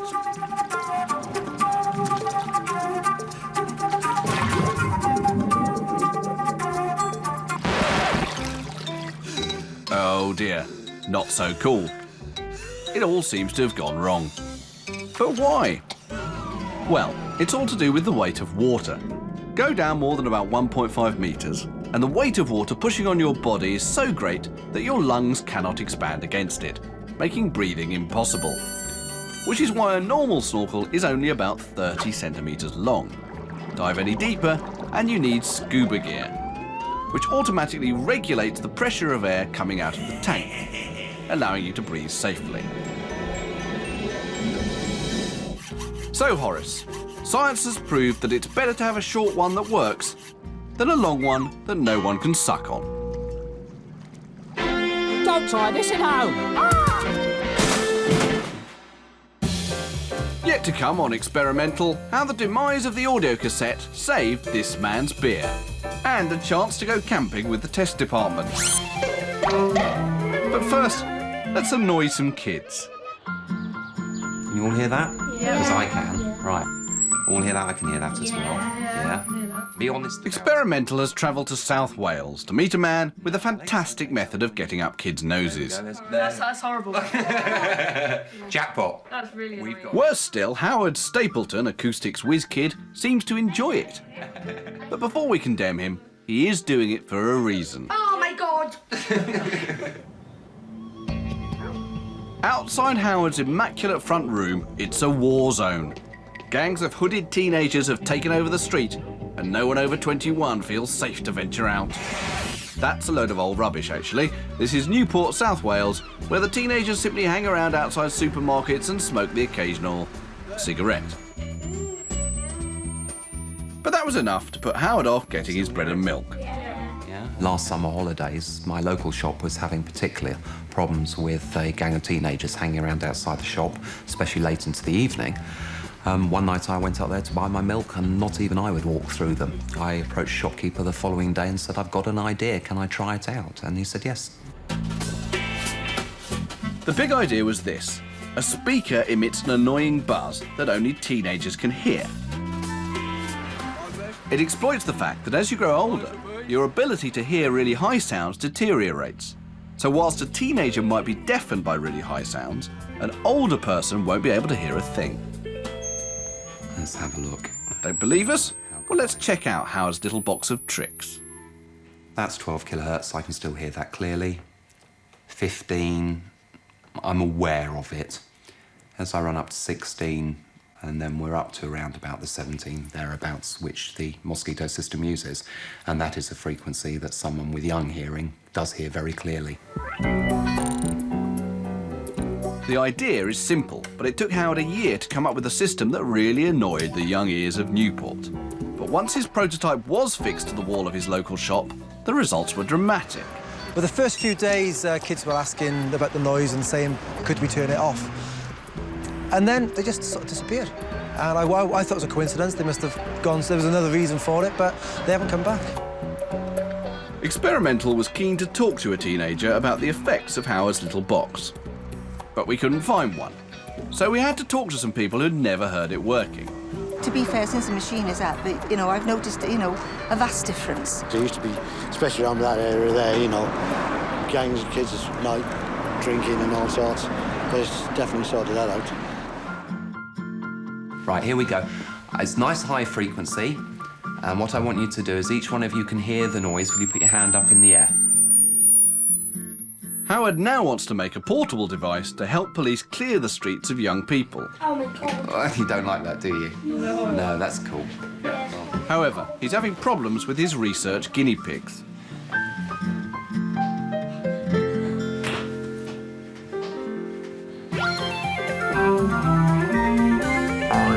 Hello. In a moment, we'll be off to Holland to create the perfect beer with a defunct cassette system. But first, let's rough it a bit with that nice girl from the test department.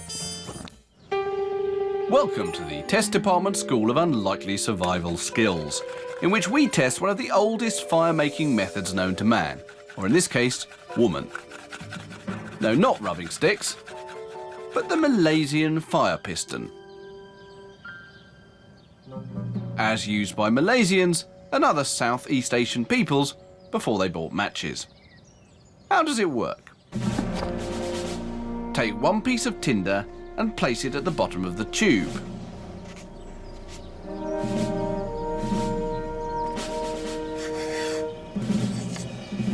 Stick the piston on and give it a good hard whack, and lo and behold, the tinder ignites. What's happening is, as the air in the cylinder is compressed by the piston, it heats up, ultimately getting so hot that the tinder is ignited. Is this just an odd but useless piece of science? Well, no. It's exactly the same principle as used in a diesel engine, where diesel is squirted into a cylinder full of air which is compressed by the piston until it ignites.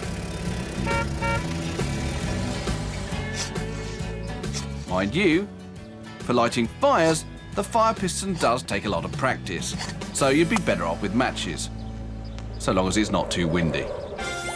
Finally on experimental, a nice cool drink. experimental has headed to Lieshout in the Netherlands. Like many Dutch towns, it's got a canal, pretty houses, and some bars where men meet to discuss their problems over beers that are rattled off the production line of the local brewery only hours before. The same family has been brewing beer here for over 300 years, and now it's Wietse van den Boogaard who's stirring the hops in the copper vats. It's my passion to brew beer. I like the brewing, I like the drinking, I like the product, I like the bars where the beer is. So, yeah, that's the passion, huh? But there is one thing about his lovely brew he hates, and that's the fact that when he pours his nectar fresh from the tap, it's all cloudy and tastes yeasty. Traditionally, brewers have turned to a powder made of Cretaceous algae to filter the nasties out. It's called Kieselguhr, and Wietse doesn't like it. But in Kieselguhr you have some problems of safety requirements because it's very dusty. And it's a waste material, it's only for one-way use. Brew 1 week's worth of beer and you'll have to get rid of 9,000 kilos of Kieselguhr sludge, which environmentalists hate. But no more. You see, just last year, Wietse met another man with a problem down at his local bar. Peter Seagal was a research scientist for electronics giant Philips, who dropped in to drown his own problems. I've been an engineer with Philips now for many years. And the last job I had is to lead the technical side of a big project that was really started by Philips to create an digital audio recording system called DCC. DCC should have been a surefire winner for Philips. In 1963, they brought out the audio cassette, which soon became almost as essential in a car as its engine. The digital compact cassette was simply a digital version of their old money spinner. It could play and record CD-quality digital tapes, as well as the old audio cassettes. Sadly, no one wanted tape anymore, digital or analogue. They wanted discs. So the whole £1 million tape project was canned in 1996, just 4 years after its launch. Unfortunately, it was a technical success, great technical success, but even bigger commercial flop.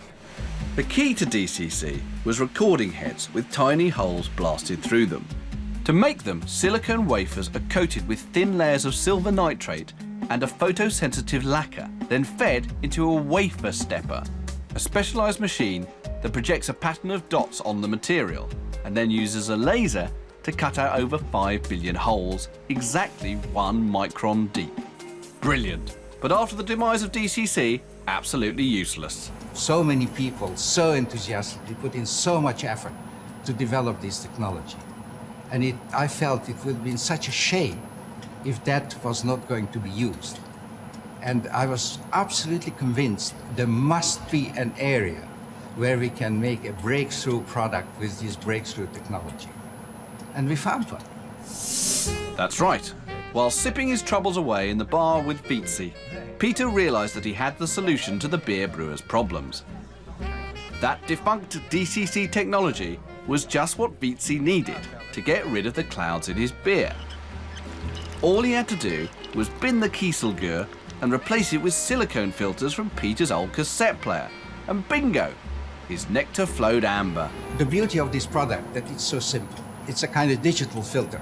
If you pour fluid over it, particles that are smaller simply go through it, and particles that are just a little bit bigger do not go through it. And that's the beauty of the filter. Those yeast particles that cloud up the beer are just too big to squeeze through the holes. The result is the amber nectar that Wietse has always dreamed of. But did it taste any better? Well, we thought we'd ask an independent expert, Carl, our sound recordist. Unfortunately, he proved incapable of doing two things at once and left his microphone switched off. So you'll have to guess his opinion from his facial expressions. But we think it's a thumbs up for digital beer.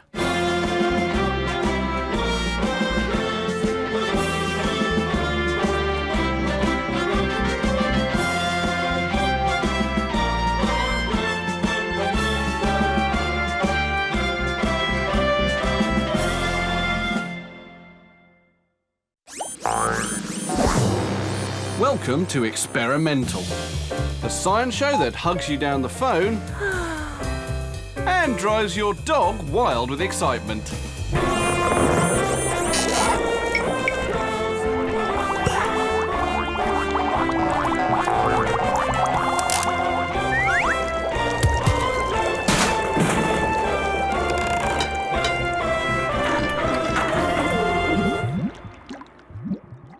Later on, we'll be using science to blast away at the secrets of this magician, inflicting 3-year-old sandwiches on the good people of Natick, Massachusetts, and examining the physical properties of a raspberry at 500 frames a second. But first, let's snuggle up closer together. Rome, Rome, wonderful Rome. The Colosseum, the Trevi Fountain, daredevil drivers, feral cats. And of course, it's one of the world's most romantic cities. A fitting backdrop for a piece of fashion that aims to keep you in touch with your main squeeze. Literally. Ooh. We're gonna fly. It's funny. It's an inflatable shirt that allows you to send and receive hugs via text messages on your mobile phone. Squeeze. Like someone's properly holding me in their arms. And its inventors, Francesca Rosella and Ryan Gentz, believe that in the future we'll all be wearing clothing like this. I've always had a passion for like fashion, and I've been also a fashion designer for a long time. But I also had a passion for technology, and I tried to combine both. The shirt was designed to demonstrate how mobile phone technology could be integrated into clothing. But it's been so popular that Francesca and Ryan are now ready to market it. We get requests almost on a daily basis from people that want to sell the shirt and people that want to buy the shirt for a huge amount of reasons, like reasons that we couldn't even have come up with in our research. The Hug shirt contains a series of carefully positioned touch-sensitive pads. To send a hug, you open a special function on your phone and you give yourself a great big hug. An onboard computer records the strength and position of your hands and turns the data into a simple text message. At the receiving end, the text arrives. And if you like the sound of the sender, you choose to receive it. A tiny air pump fills the air pads to give the correct squeeze strength. And if that's not enough, the shirt even warms up to mimic the body heat of the sender. Ah, lovely. The company behind the invention is the techno fashion house Cute Circuit, run by real-life hugging partners Francesca and Ryan. All the technology to develop this sort of thing is available today, and we already have working prototypes. But how do you turn a circuit board into a hug? Ryan and Francesca started with t-shirts and pens, taking over 50 volunteers and drawing circles around their hands. Amazingly, they found out that we all hug the same. The final stage was to work out what a really good hug feels like and mold the technology to replicate it. The result is like this package of technology. There is a sensor that is a very tiny flat sensor, like this one, that feels how strong you're hugging. And then inside there is a little pump here. And when I receive a hug, this pump starts to inflate a little balloon. Ah, isn't that sweet? The cutting edge of 21st century hugging technology. But before all you cynics turn off, why not ponder on this fact? Hugging may actually help you live a longer, happier and healthier life. Studies have shown that hugging causes the brain to release hormones that make you feel relaxed and happy. Hugging also leads to a reduction in the release of stress hormones, chemicals that are linked to heart attacks. And this could explain why single people are more likely to get heart attacks than people in loving relationships. So it's a potent thing, this hugging, but would it convince you to buy Francesca's techno shirt? Yes, definitely. Yeah, that would be great. If this invention was available, I would probably like to send some hugs to my son when I'm not with him. One for her, one for my son, then I can just keep text messaging hugs every night. So this is amazing. All the fashion people say, oh, we're never going to put technology into our clothes. And all the telecommunication people say, it has just to work, it doesn't have to look good. And instead, we're like merging these two things together, make them look really, really good, and give them an emotional value that really makes people think that is great to use.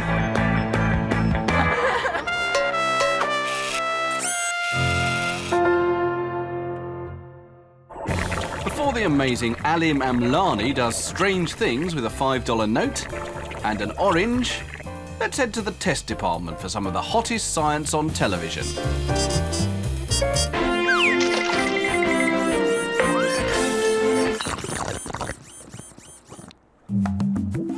Despite its popularity, there are some people who just cannot cope with a good curry. But there must be a better way to cool your mouth. To find out, we're going to test the effects of 3 curry house coolers: water, beer, and that yoghurt drink most tea-drinking Brits can't handle. But first, we have to set a benchmark.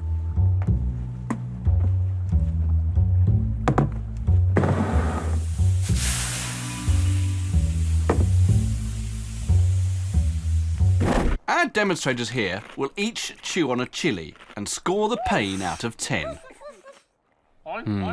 That's quite hot then. The sensation of spiciness is caused by the chemical compound capsaicin. But it doesn't actually burn the mouth at all. What it does is to bind to nerve receptors in the mouth that normally sense temperature. These nerves are stimulated and tell the brain that the mouth is being burnt. So even though we feel the pain, it's not actually burning you in the conventional sense.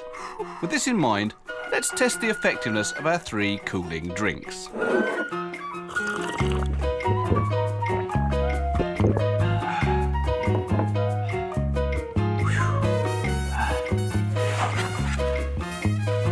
So yogurt is the clear winner. And the reason? Fat. Capsaicin is soluble in fat, not water. And the milk in yogurt contains loads of fat, which dissolves the capsaicin and carries it safely away from your sensitive nerves. Perfect. So there it is. Stay away from the lager and go for a milky drink next time you go for a curry.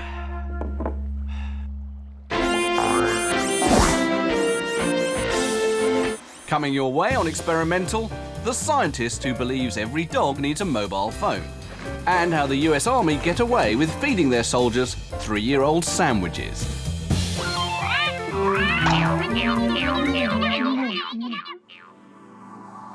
Experimental has travelled all the way to Vancouver to visit the University of British Columbia's Visual Cognition Labs, where they use a lot of fancy kit to examine something that might appear fairly trivial.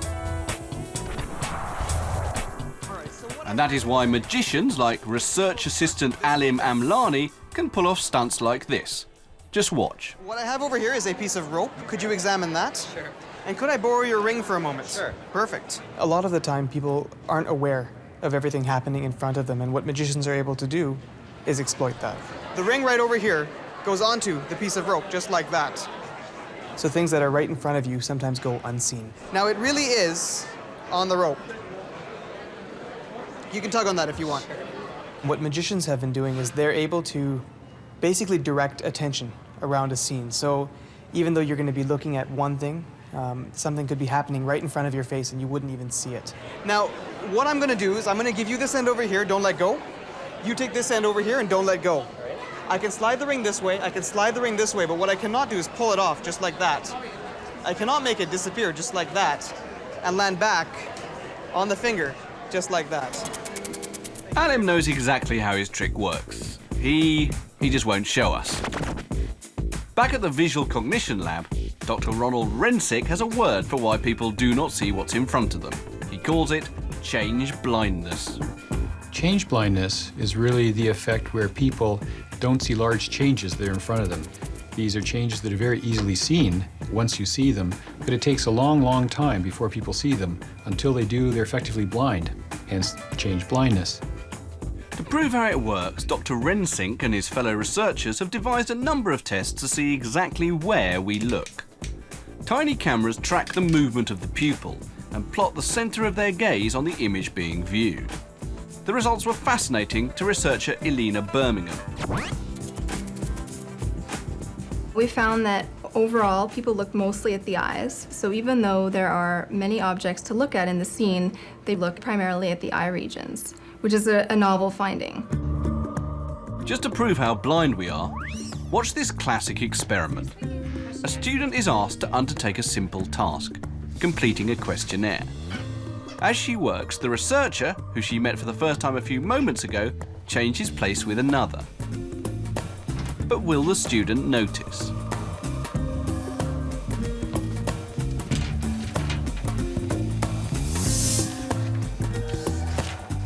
I think I'm done with this one. Great, thanks. Did you notice anything unusual about the experiment? No. Did you notice that me and another experimenter switched places halfway through? Oh, no, I didn't notice that at all. Now you may think that's impossible. But to prove how blind you really are, let's look at the ring trick again. Remember when the magician revealed the ring was on his finger? I cannot make it disappear just like that and land back on the finger just like that. That wasn't magic. If you'd only been watching, you'd have seen it was there all along. I cannot make it disappear just like that and land back on the finger. So why does this happen? Well, some scientists think it's all to do with your posterior parietal cortex, a little bit of the brain that's near the back. It's the bit that deals with short-term visual memory. Unfortunately, it's not big enough to process all the information sent to it, so it does something rather clever. It remembers just enough of the important things in an image to be able to recognize it again. So just like this, you blink, you open your eyes again, and so long as everything looks pretty much as it did a few milliseconds before, the brain will assume that nothing has changed. Even if it has. Did you notice the shadow beneath the Jeep coming and going? Probably not. Inherently, we're susceptible to this. There's not that much we can do. All we can do is try to design our technology to minimize the possibility of this happening. Just to show how susceptible we are to change blindness, watch this next trick very closely. Could I borrow a $5 bill? Maybe could you just sign your name across the bill? Okay. Have you ever seen the trick, Eric, where the magician takes the bill, folds it up nice and small, and when he unfolds the bill, it is a $100 bill? No, but I'd like to see it. Too bad. Can you still feel your bill, by the way? All right, what we're going to try to do is something amazing. Watch. 1, 2, 3. Okay. Where'd it go? What I have over here is a knife. And you can see the orange sealed on all sides. Inside this orange,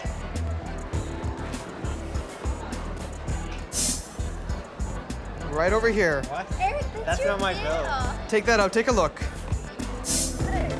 Can you show that to the camera? Is that your name? Yeah. Thank you guys very, very much. Did you see how he did it? No? Well, don't feel bad. Nor did we. But did you see the big gorilla halfway through? Well, just in case you didn't, here it is again. And you can see the orange sealed on all sides. Inside this orange. Don't try this at home. Still to come on Experimental, mobile phones for dogs, gourmet sandwiches for grunts, and the phantom raspberry blower.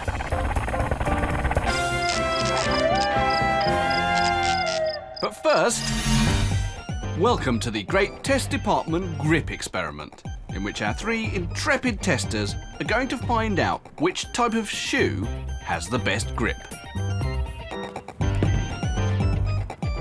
Will it be number 1, the cheap plastic flip-flops from a seaside novelty store?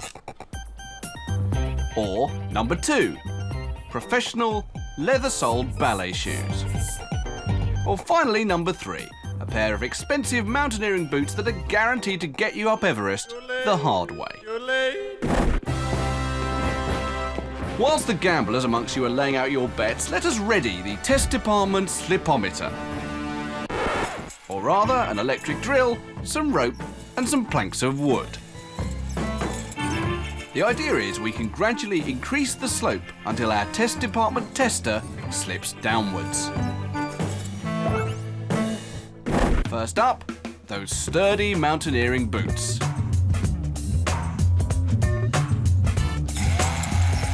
"5 degrees, 10, 20, 25, oh, and a slip at 35 degrees, but as expected, they're pretty good. Next, those natty little ballet shoes. All set, go. 5, 10, 15, 20, this is not bad, but hang on, oh, they've gone at just 27.5 degrees. Well, well. And finally, those cheapo flip-flops. Here we go, straight through 5 and 10 degrees, 15, 20, 25, 30. This is amazing. They've reached a staggering 40 degrees. What a turn up for the books. So next time you're scaling the Eiger face, why not bin the boots and try a pair of £1.99 flip-flops instead? Did I hear the word frostbite?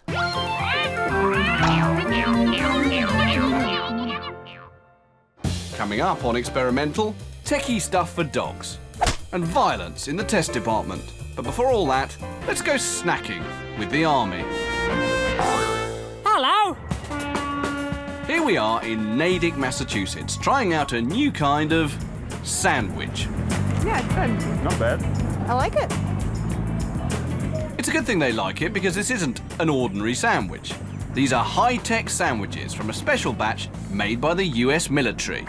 Behold, the Forever Sandwich. The idea behind the sandwich is to make sure the infantry don't waste valuable fighting time messing around with mess tins. Instead, they eat on the run. Why? Well, it's hard to tell exactly when the boys in green are going to need to get out their guns and fight, so a ready supply of munchies must always be on hand. That's part of Michelle Richardson's job. She's from the Department of Defence Combat Feeding Directorate, and she was on the team which came up with this cunning plan. This is a shelf-stable pocket sandwich. It's called shelf-stable because it has a 3-year shelf life. This is something that the soldier can't eat out of hand, doesn't require any preparation, and he can eat while on the move if needed. But the bread is remarkable. Ultra-pasteurized, radioactive, sealed against the elements. How do you do that? A lot of the stuff that goes in the bread is pretty common, such as mono and diglycerides to stop it getting stale, and ascorbic acid to stop the mould. So much for the bread. But what about the middle of the sandwich? Well, that too has a healthy squirt of glycerol to stop the bacteria growing, plus a few other unpronounceables which do much the same thing. But the key is not the chemicals in the sandwich, but the packaging.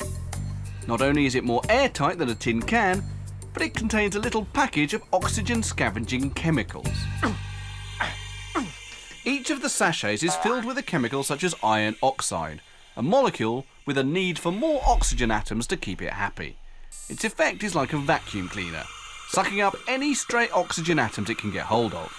It's so effective that oxygen levels can be reduced to about 100 parts per million. The result is that all the moulds and other bacteria that need oxygen to live effectively suffocate. So just how long can one of these things last? Food items should be able to last for 3 years at 80 degrees.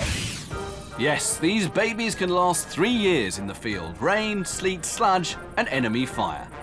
And just to prove it, these are from the Department of Defence's original batch, baked in April 2003. Wow. Okay. Oh, goodness gracious. Packed in here for 3 years. Why is it 3 years old?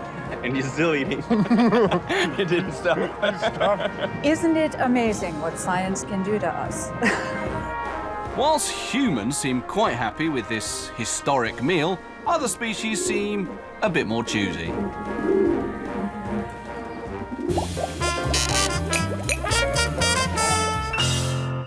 Still to come on Experimental, the gizmo that got Fido here a little overexcited. But first, to the test department.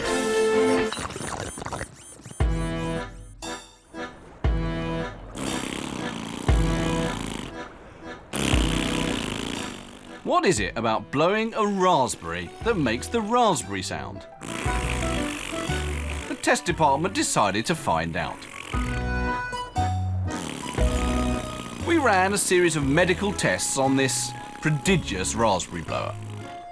In a marathon session, our subject blew over 300 raspberries in just 1 hour, allowing the test department to draw a startling scientific conclusion. But what was it? It was that raspberry blowing is extremely annoying. A discovery which blew our demonstrator's mind but was hardly science. So, we got out our special 500 frame a second camera to have a closer look at what's going on. Revealed for the first time on your TV, the startling fact that it is the bottom lip that plays the dominant role in raspberry vibration.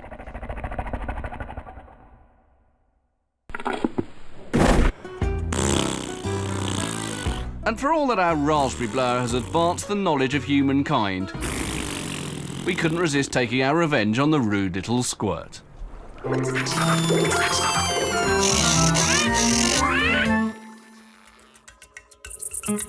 Welcome to Scottsdale, Arizona. It's a pretty typical town, full of some of the good things about America. Like mobile phones, and some of the odd things about America, such as this woman and her dog. And those guys. Yeah, she's pampered. Do we love her? We adore her. This is my passion. So why is experimental here? Well, it's to meet this man, Cameron Robb, who's decided that the next big thing for a dog should be a phone.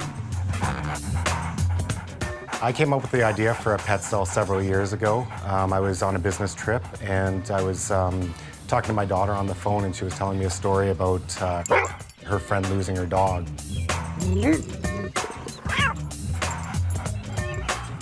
Yep, every cloud has a silver lining. Buddy may have run off and broken a few hearts along the way, but it got Cameron thinking.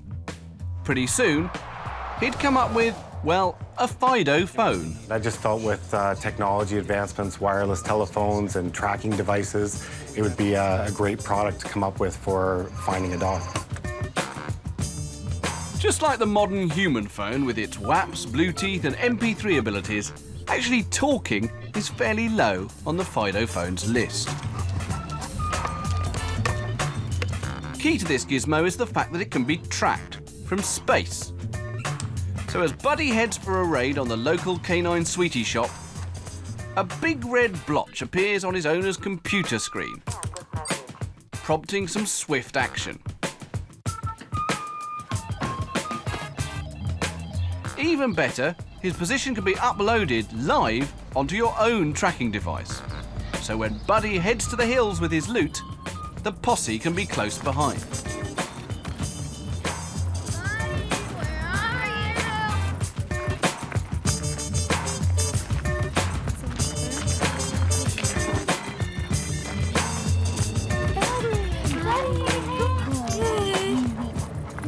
The device does also work as a phone, so your favourite animal can hear all the exciting things you've got in store for him when you get home.